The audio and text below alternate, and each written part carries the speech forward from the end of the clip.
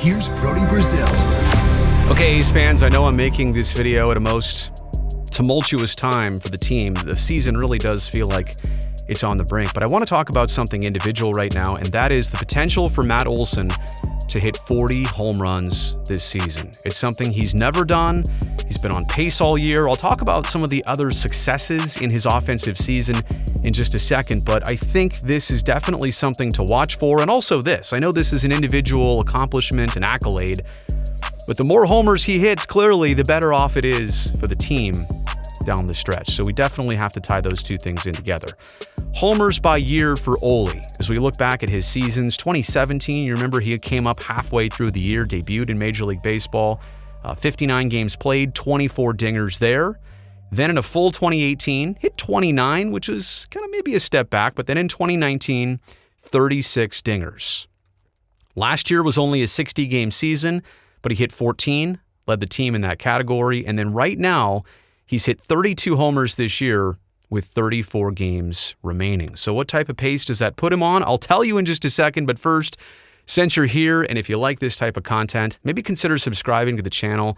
I'm desperately trying to grow this place out as a platform for you and I to have these conversations, these deeper level chats that maybe don't exist anywhere else. So subscribe to the channel. Also, by the end of this video, if you actually like it, give it a thumbs up. That'll help recommend it to other viewers here on YouTube. Okay, so how will this play out for Oli? Again, we see that he's got 32 this year. He has 34 games remaining. It's all about the pace, which he's on his best ever. His current pace, 32 homers in 128 team games.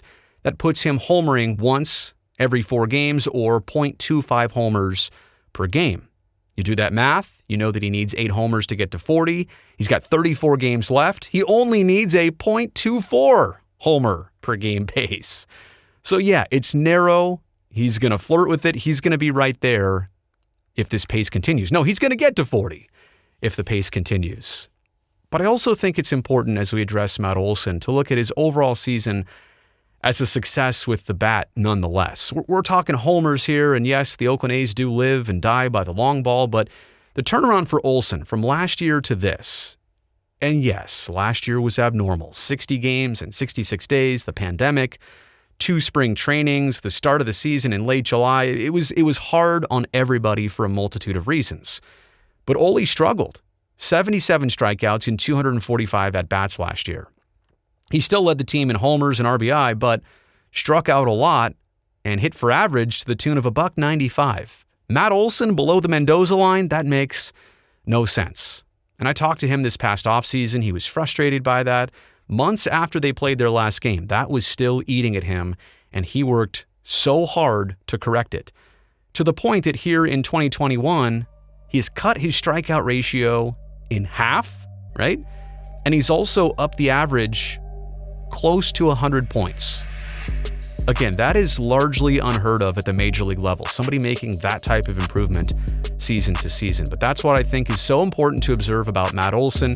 Yes, we can talk about his 40 homer pace. Yes, that's a tremendous accomplishment. But this right here is the real work that Matt Olson has been accomplishing.